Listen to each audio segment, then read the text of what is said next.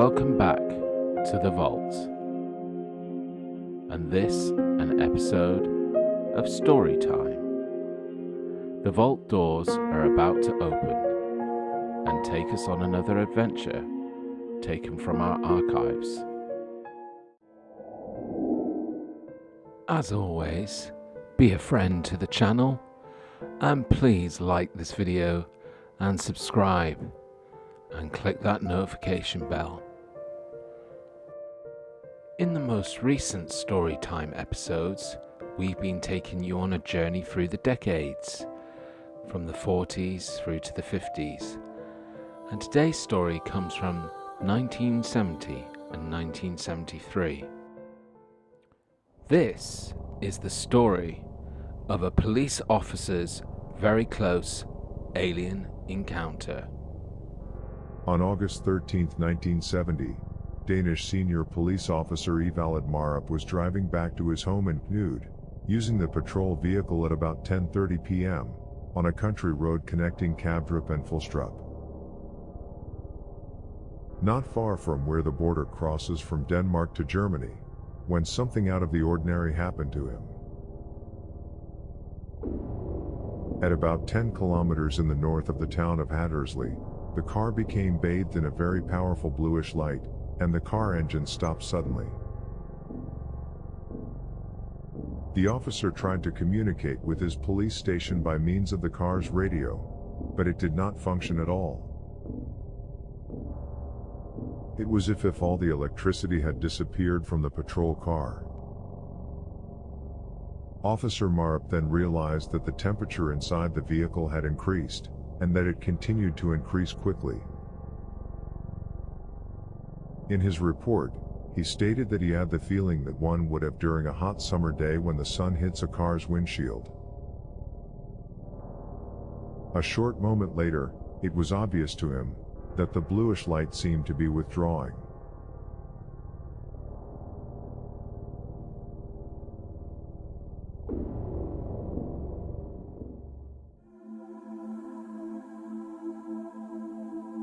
Marup realized that the light actually surrounded a flying machine which was elliptical in shape, had a metallic appearance, and a diameter of approximately 10 meters, but it was now rising in the sky.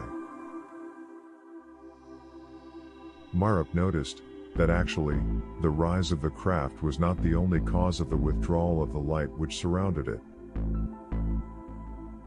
He realized that the extent of the light around the craft decreased, and as if the craft was swallowing the light into its body. From a defined point, located at the center of the bottom side of the craft, in which the light was engulfed, as if it had been sucked into there.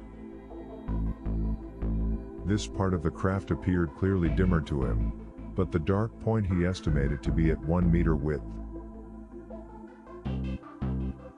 He also saw some protrusion on the underside of the craft.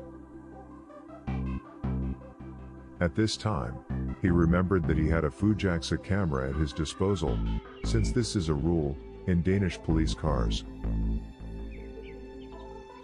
He used it, and managed to take 3 snapshots of the object. Those, developed the following day, did not show much more than a gleam of light, without revealing any details. After the series of events which Marup estimated the duration to be about 5 minutes, the craft then flew away at high speed in the sky.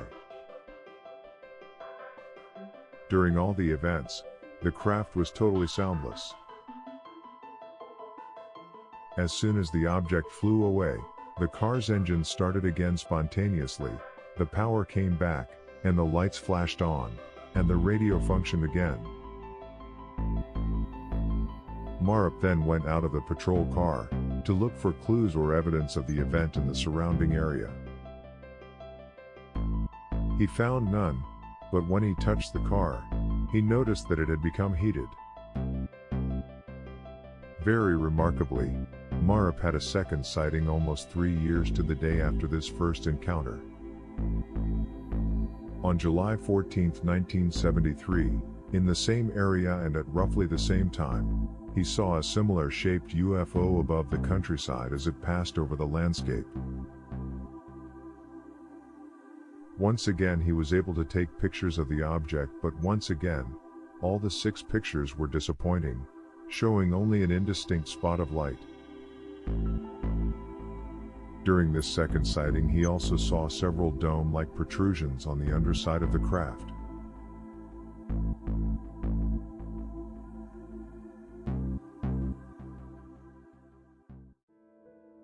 So what do you think of Officer Marup's encounter? Let us know in comments. And remember, we are talking about a trained police officer, and this was in 1970, so before the internet, before social media.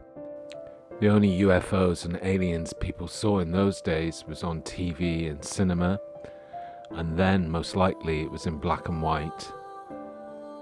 Thank you for joining us for this episode of Storytime, and we hope you can join us for the next Storytime in the future. Until then, stay safe.